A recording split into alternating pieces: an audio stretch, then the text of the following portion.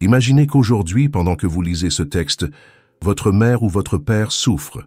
Pas une souffrance passagère, mais une douleur purificatrice qui nettoie l'âme pour la rencontre définitive avec Dieu. Et si je vous disais que vos prières pourraient soulager cette souffrance, que chaque Ave Maria, chaque chapelet, chaque supplication que vous adressez au ciel peut littéralement ouvrir les portes du purgatoire à ceux que vous aimez, Sainte Faustine Kowalska, la messagère de la divine miséricorde, a vécu une expérience que peu d'entre nous vivront dans cette vie. Dans son journal, elle raconte qu'elle a été emmenée en esprit au purgatoire.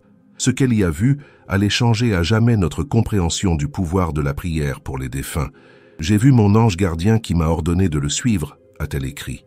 En un instant, je me suis retrouvé dans un lieu nébuleux, plein de feu, et dans ce lieu, une multitude d'âmes souffrantes. Parmi ces âmes, il y avait des personnes dont les visages lui étaient familiers, des personnes qui, dans la vie, avaient été respectées, aimées, des personnes ordinaires, comme ses propres parents, frères et sœurs et voisins. Et le plus douloureux, beaucoup de ces âmes étaient seules, complètement oubliées, sans personne pour prier pour elles. En ce moment, vous pensez peut-être à vos propres parents. Peut-être sont-ils déjà partis. Peut-être allumez-vous une bougie de temps en temps. Visitez-vous le cimetière le jour des morts, ou avez-vous un petit autel avec leurs photos. Mais Sainte Faustine a découvert quelque chose qui peut transformer complètement votre relation avec ceux qui sont déjà partis. Vous êtes-vous déjà demandé pourquoi nous ressentons une impulsion si forte de prier pour nos proches qui ne sont plus parmi nous? Pourquoi, même des années après leur départ, trouvons-nous encore du réconfort à murmurer leur nom pendant la messe ou à la fin du chapelet? Il existe une connexion spirituelle qui transcende la mort, et Sainte Faustine en a été témoin de ses propres yeux. Dans ses visions, elle a vu ce qui se passe lorsqu'une simple prière est offerte pour une âme au purgatoire. C'est comme si un rayon de lumière pénétrait l'obscurité, comme si une goutte d'eau tombait sur des lèvres assoiffées. Un soulagement momentané, certes, mais multiplié par chaque prière offerte. Et si vous saviez que votre mère, votre père attendent cette lumière, qu'à chaque fois que vous priez, quelque chose extraordinaire se produit non seulement au purgatoire, mais aussi au ciel et sur la terre. La révélation que Sainte Faustine a reçue sur le destin des âmes de ceux qui sont partis, en particulier celles pour lesquelles personne ne prie, est si profonde que de nombreux catholiques, lorsqu'ils la découvrent, transforment complètement leur vie de prière. Parce que lorsque vous comprenez le véritable pouvoir de votre intercession, rien ne reste pareil. Accorde-leur le repos éternel, Seigneur, et que la lumière perpétuelle brille sur eux, qu'ils reposent en paix. Cette prière, aussi ancienne que notre foi, porte un pouvoir que peu comprennent pleinement. Lorsque vous la récitez pour vos parents décédés, vous n'honorez pas seulement leur mémoire. Vous participez activement à l'œuvre de miséricorde de Dieu. Sainte Faustine, dans son journal, nous offre un aperçu extraordinaire de ce qui se passe lorsque nous prions pour les morts. Lors d'une de ses visions, elle a vu une multitude d'âmes au purgatoire. Parmi elles, elle a reconnu des visages familiers, des personnes ordinaires qu'elle avait connues dans la vie. Et elle a observé quelque chose d'impressionnant.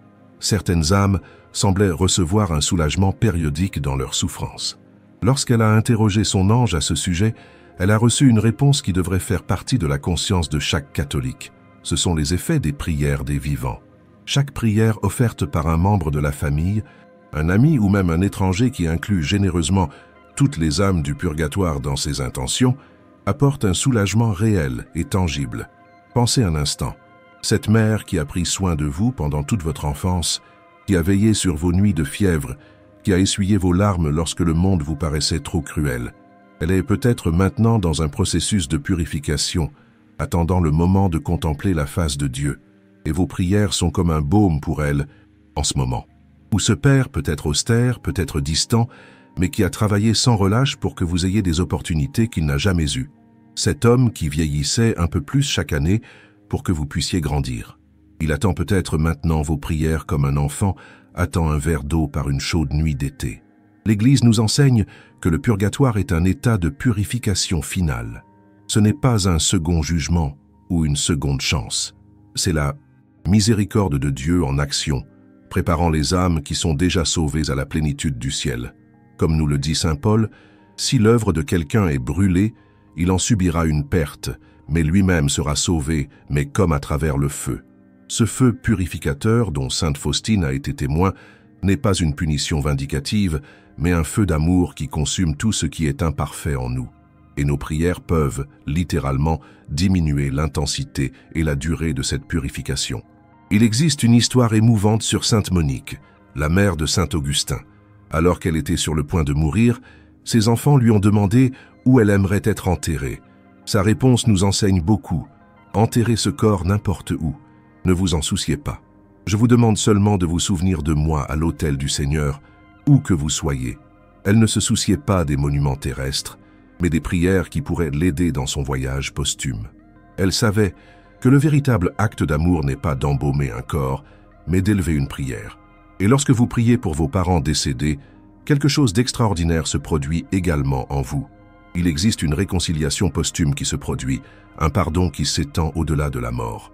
De nombreux catholiques rapportent que, en priant régulièrement pour des parents qui ont été difficiles, abusifs ou absents, ils expérimentent une guérison intérieure profonde. Même s'il vous a blessé, votre prière le libère, et vous libère aussi. Parce qu'en remettant cette douleur entre les mains de Dieu, en demandant miséricorde pour quelqu'un qui n'a peut-être pas montré de miséricorde envers vous, vous participez au mystère pascal du Christ, en pardonnant comme il a pardonné sur la croix. Il y a aussi un autre aspect peu discuté. Les âmes au purgatoire ne peuvent pas prier pour elles-mêmes, mais elles peuvent intercéder pour nous. Il existe une réciprocité spirituelle merveilleuse dans cela. Ce sont comme deux mains qui se lavent. Vos prières les aident dans leur purification, et elles, en gratitude, intercèdent pour vous auprès du trône de Dieu. Le pape Benoît XVI l'a exprimé magnifiquement.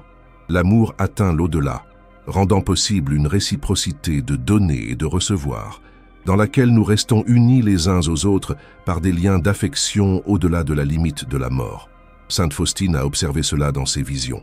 Elle a vu comment les âmes pour lesquelles elle priait régulièrement semblaient acquérir une luminosité spéciale, et comment elle sentait fréquemment leur présence intercéder pour elle dans les moments de besoin. C'était comme si un circuit spirituel se complétait, de la terre au purgatoire, du purgatoire au ciel, et du ciel de retour à la terre. Mais elle a aussi vu quelque chose de troublant, des âmes complètement oubliées, des âmes pour lesquelles aucune prière n'était offerte, aucune messe célébrée, aucune œuvre de charité réalisée en leur mémoire.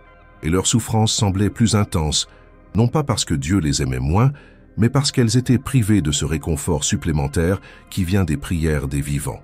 Cela nous amène à l'une des plus belles traditions catholiques, la prière pour les âmes les plus abandonnées du purgatoire, celles qui n'ont personne pour prier pour elles.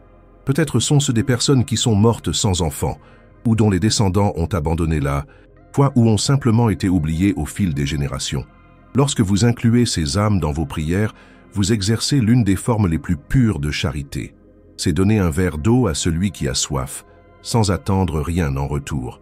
C'est visiter un prisonnier qui ne peut pas vous rendre votre visite. C'est en essence aimer comme le Christ aime. Et il y a une promesse associée à cette pratique. De nombreux saints et mystiques, y compris sainte Faustine, affirment que ces âmes, oubliées, une fois libérées du purgatoire par vos prières, deviennent des intercesseurs très puissants pour vous.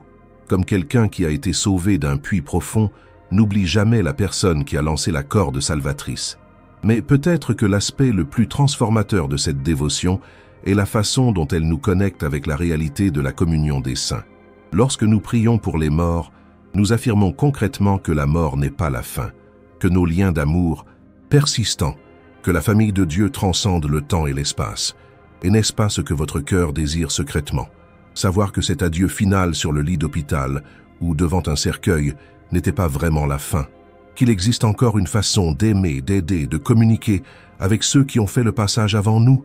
Sainte Faustine nous assure que oui, que l'amour, lorsqu'il est purifié par la prière et uni au sacrifice du Christ, peut réellement traverser le voile entre les mondes, que vos prières ne sont pas seulement un réconfort psychologique pour vous, mais un baume réel pour les âmes de vos parents, grands-parents, frères et sœurs, conjoints et amis, qui sont préparés à la vision béatifique.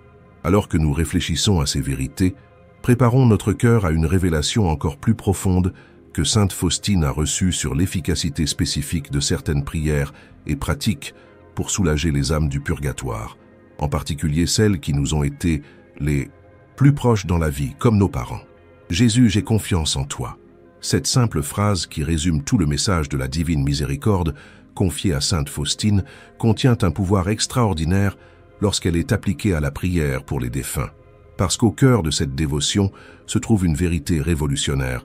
La miséricorde de Dieu ne connaît pas de limite, pas même la barrière de la mort. Pendant ses visions du purgatoire, sainte Faustine a fait une découverte que peu comprennent pleinement. Elle a réalisé que parmi toutes les prières possibles, il en existe certaines qui semblent avoir une efficacité spéciale pour soulager les âmes qui s'y trouvent. Et le plus surprenant, ces prières ne sont pas nécessairement les plus longues ou les plus élaborées, mais celles offertes avec le plus d'amour et de confiance. Dans son journal, elle écrit « J'ai vu mon ange gardien, qui m'a ordonné de suivre les âmes qui étaient au purgatoire. En un instant, je me suis retrouvé dans un lieu nébuleux, plein de feu, et dans ce lieu une multitude d'âmes souffrantes. Ces âmes priaient avec une grande ferveur, mais sans efficacité pour elles-mêmes. Seuls nous pouvons les aider. » Et alors vint la révélation extraordinaire. Lorsque sainte Faustine demanda quelle prière aidait le plus ces âmes, elle reçut une réponse qui doit transformer notre pratique spirituelle. La divine miséricorde a un pouvoir spécial pour soulager et libérer les âmes du purgatoire. C'est parce que, comme l'a expliqué Jésus à sainte Faustine, la fête de la divine miséricorde, célébrée le premier dimanche après Pâques, est un jour où les entrailles de ma miséricorde sont ouvertes. En ce jour, Jésus a promis que l'âme qui se confessera et recevra la Sainte Communion obtiendra le pardon complet des péchés et des peines, une indulgence plénière, avant même que l'Église ne la déclare officiellement comme telle. Et cette même miséricorde peut être appliquée aux âmes du purgatoire. Lorsque vous récitez le chapelet de la divine miséricorde pour vos parents décédés, vous les enveloppez littéralement dans l'océan de la miséricorde de Dieu. Un autre moyen très puissant révélé à sainte Faustine est la valeur de la Sainte Messe offerte pour les défunts. Dans une de ses visions, elle a témoigné comment, pendant la consécration, des rayons de lumière émanaient de l'hostie et du calice, pénétrant dans le purgatoire et apportant un soulagement immédiat aux âmes. Ah, chaque Sainte Messe, a-t-elle écrit, de nombreuses âmes quittent le purgatoire. Imaginez cela un instant. Chaque fois que vous faites célébrer une messe pour votre mère décédée, pour votre père, pour vos grands-parents, vous offrez non seulement une prière, mais le sacrifice même du Christ renouvelé sur l'autel. Il n'existe pas d'intercession plus puissante que celle-ci. Mais sainte Faustine a observé quelque chose qui doit nous faire réfléchir profondément. L'efficacité de ces prières et messes semblait être amplifiée lorsqu'elles étaient offertes par des personnes qui avaient un lien d'amour avec les âmes en question, comme si l'amour terrestre, purifié par la prière, créait un canal plus direct pour que la miséricorde divine coule. Cela signifie que vos prières pour vos parents ont un pouvoir spécial. L'amour que vous ressentez pour eux, même avec toutes les complexités et les blessures qui ont pu exister dans la relation, devient un conducteur de la grâce de Dieu. Et voici une révélation que de nombreux catholiques ignorent. Les âmes du purgatoire ne peuvent pas prier pour elles-mêmes, mais elles peuvent intercéder pour nous. C'est une sorte d'échange spirituel. Vous priez pour elles, soulageant leurs souffrances, et elles, en gratitude, intercèdent pour vos besoins devant Dieu. De nombreux dévots rapportent des grâces extraordinaires reçues après avoir commencé une pratique régulière de prière pour les défunts, en particulier pour leurs parents, comme si, en les honorant dans la mort comme l'Église nous enseigne de les honorer dans la vie, une bénédiction spéciale était libérée. Honore ton père et ta mère, afin que tes jours se prolongent. Ce commandement, le seul accompagné d'une promesse, semble s'étendre au-delà de la mort. Lorsque nous honorons nos parents décédés avec des prières, des messes et des œuvres de charité offertes en leur nom, une partie de la bénédiction originale de ce commandement continue de couler dans notre direction. Il existe une pratique particulièrement puissante que sainte Faustine recommandait, offrir la communion pour les défunts. Elle a témoigné comment, au moment où elle recevait le corps du Christ, avec l'intention d'appliquer cette grâce à une âme spécifique du purgatoire, cette âme recevait un soulagement immédiat et extraordinaire. Essayez cela la prochaine fois que vous participerez à la messe. Au moment de recevoir la communion, offrez-la silencieusement pour vos parents décédés. Jésus, j'offre les mérites de cette sainte communion pour l'âme de mon père, de ma mère. Et ensuite, observez comment une paix différente semble envelopper votre cœur. Il existe également un aspect souvent oublié de cette dévotion, la guérison des relations incomplètes ou blessées. Beaucoup d'entre nous portent des regrets, des mots non dits, des pardons non accordés en relation avec nos parents. La mort semble mettre un point final à ces histoires inachevées, nous laissant avec un sentiment d'opportunité perdu. Mais la vérité révélée à Sainte Faustine est que la mort n'est pas un point final. C'est seulement une virgule dans l'histoire de notre relation avec ceux que nous aimons. À travers la prière, en particulier du pardon offert dans la prière, nous pouvons continuer le processus de réconciliation même après que nos parents soient partis. Seigneur, aujourd'hui je pardonne à mon Père pour toutes les fois où il m'a blessé, consciemment ou inconsciemment. Et je te demande qu'il me pardonne, aussi pour mes manquements en tant qu'enfant. Que ta miséricorde nous enveloppe tous les deux. Des prières comme celle-ci ont un double effet.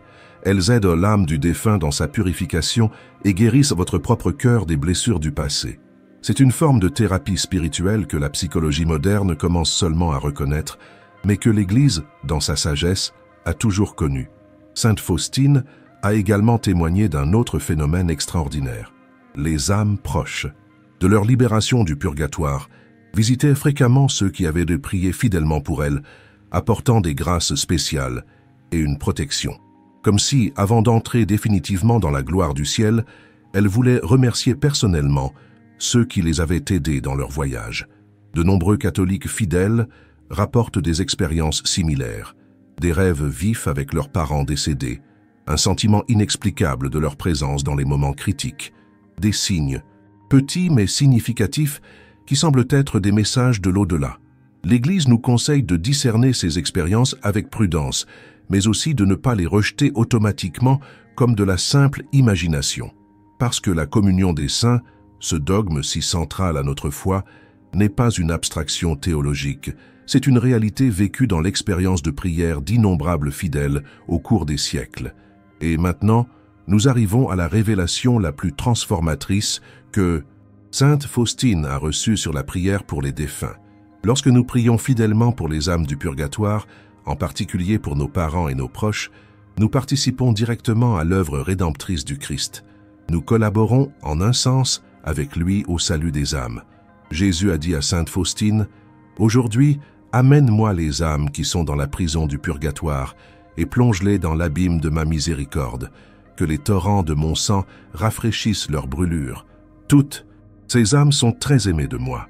Elles paient les dettes dues à ma justice. Il est en votre pouvoir de leur apporter un soulagement.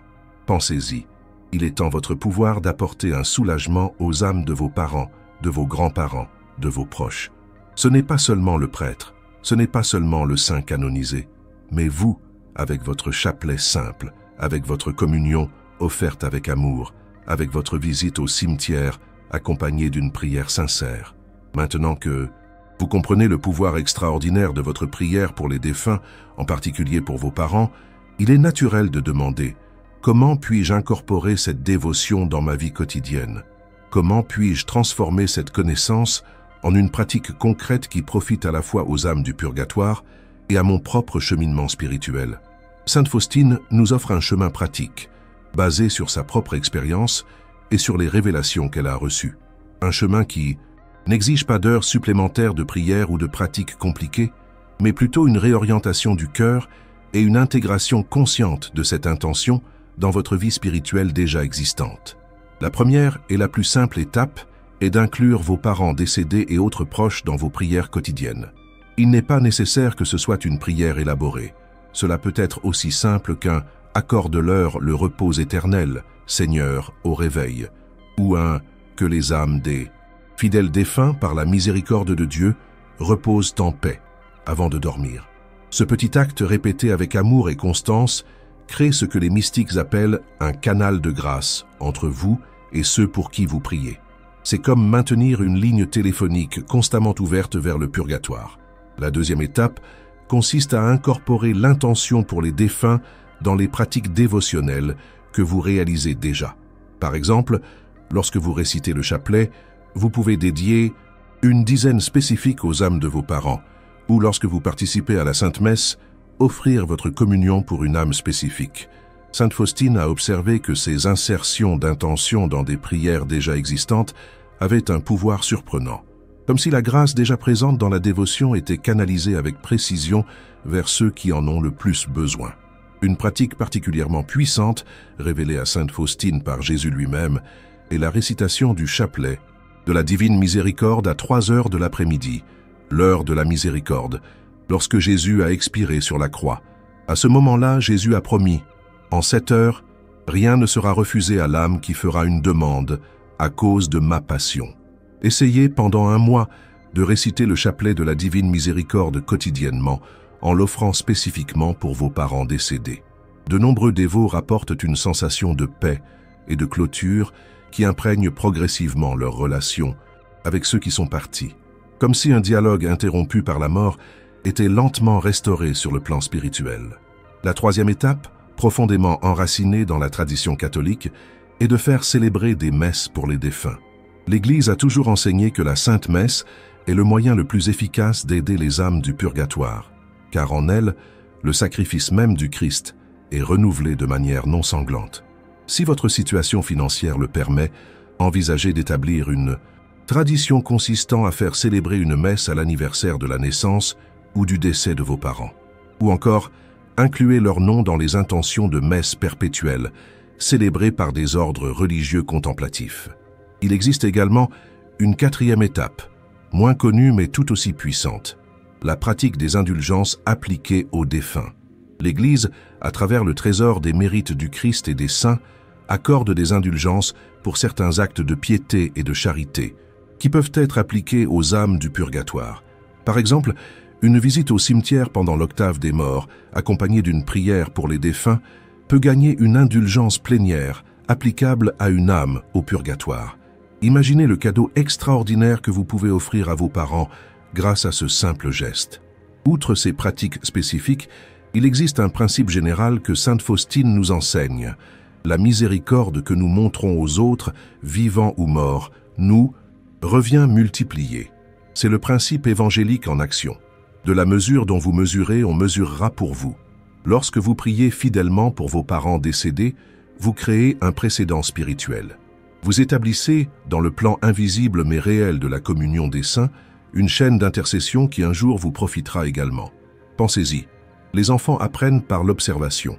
Si vos enfants vous voient prier fidèlement pour vos parents décédés, offrir des messes pour eux, visiter leur tombe avec des prières sur les lèvres, quelles leçons puissantes reçoivent-ils?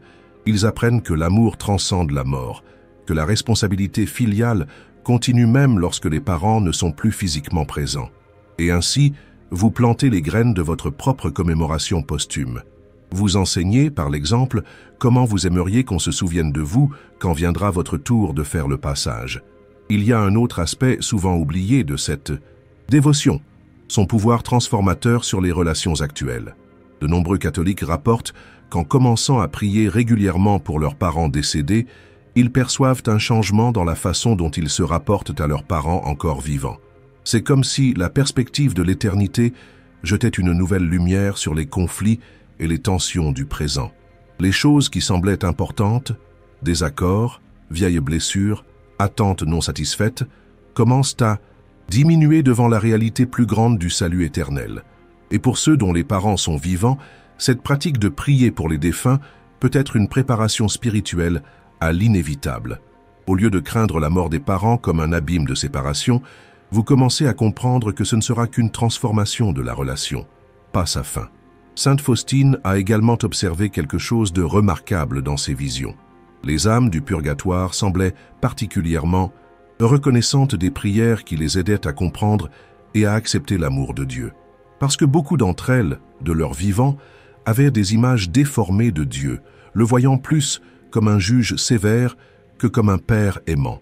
Lorsque vous priez la divine miséricorde pour vos parents décédés, vous les aidez essentiellement à s'ouvrir plus pleinement à l'amour qui a toujours été là, qui les attendait. C'est comme si vos prières étaient une invitation continue. Père, Mère, regardez, Jésus, faites-lui confiance. Sa miséricorde est plus grande que n'importe quel péché, n'importe quelle faute, n'importe quel regret. Et il y a une consolation spéciale pour ceux dont les parents sont décédés sans une réconciliation pleine avec l'Église. La miséricorde de Dieu, comme l'enseigne sainte Faustine, s'étend jusqu'au dernier moment de la vie, et même au-delà, de manière que nous ne pouvons pas comprendre pleinement. Le catéchisme nous enseigne que Dieu a lié le salut au sacrement du baptême, mais il n'est pas lui-même lié à ces sacrements. En d'autres termes, la miséricorde de Dieu peut opérer même en dehors des canaux visibles de la grâce que nous connaissons. Cela ne signifie pas un salut universel automatique, mais plutôt que nous pouvons et devons garder l'espoir pour tous nos êtres chers, en les confiant à la miséricorde de Dieu, tout en offrant nos prières et nos sacrifices pour leur purification. Sainte Faustine en a été témoin dans ses visions des âmes qui semblaient éloignées de Dieu pendant la vie, mais qui, au moment final, se sont ouvertes à un rayon de sa miséricorde à travers un acte de repentir que seul Dieu a pu voir. C'est pourquoi ne cessez jamais de prier pour vos parents décédés, quelle que soit leur vie ou leur mort. La miséricorde de Dieu est un océan sans fond, et vos prières sont comme des cordes de sauvetage lancées dans cet océan. Et enfin, il y a une dimension eschatologique dans cette dévotion qui est rarement discutée. En priant pour les morts, vous anticipez la résurrection finale, lorsque tous ceux qui sont morts dans le Christ seront ressuscités en corps glorifiés. Vous proclamez, avec chaque Ave Maria, avec chaque chapelet de la miséricorde, votre foi inébranlable que la mort n'a pas le dernier mot. C'est peut-être la plus grande consolation que sainte Faustine offre à ceux qui pleurent leurs parents décédés. La certitude que la séparation est temporaire, que la communion restaurée par la prière n'est qu'un prélude à la réunion définitive au ciel. Il essuiera toute larme de leurs yeux et la mort ne sera plus. Et il n'y aura plus ni deuil, ni cri, ni douleur, car les premières choses ont disparu. Apocalypse 21:4. Si ce témoignage sur le pouvoir de la prière pour nos êtres chers décédés a touché votre cœur, partagez cette vidéo avec quelqu'un qui a besoin d'entendre ce message d'espoir. Et ne manquez pas notre prochaine vidéo qui apparaît sur votre écran. Cliquez sur la carte et regardez.